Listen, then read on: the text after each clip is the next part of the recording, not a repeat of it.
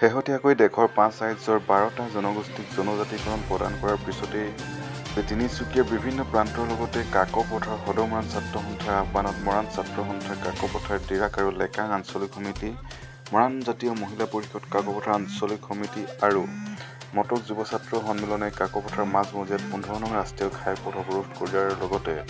উত্তলিকা দাহ কৰি উত্তাপ প্ৰতিবাদ সাব্যস্ত কৰে। দেশৰ প্ৰধানমন্ত্ৰী নৰেন্দ্ৰ মোদী, কেন্দ্ৰীয় জনজাতি পৰিক্ৰমা মন্ত্ৰী অৰ্জুন মুণ্ডা,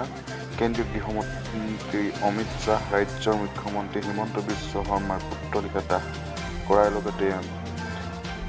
প্ৰধানমন্ত্ৰী নৰেন্দ্ৰ মোদী, কেন্দ্ৰীয় জনজাতি পৰিক্ৰমা মন্ত্ৰী অৰ্জুন মুণ্ডা, গৃহমন্ত্ৰী অমিত শ্বাহ, ৰাজ্যৰ মুখ্যমন্ত্ৰী হিমন্ত বিশ্ব শৰ্মাক গভীৰ মুৰ্দাবাদ আদি ধৰণীৰ লগতে আমাক জনজাতি লাগিবই, ন অস্থি ন ৰেচ আদি ধৰণীৰে উত্তাল হৈ পৰে 15 নং ৰাষ্ট্ৰীয় ঘাইপথ।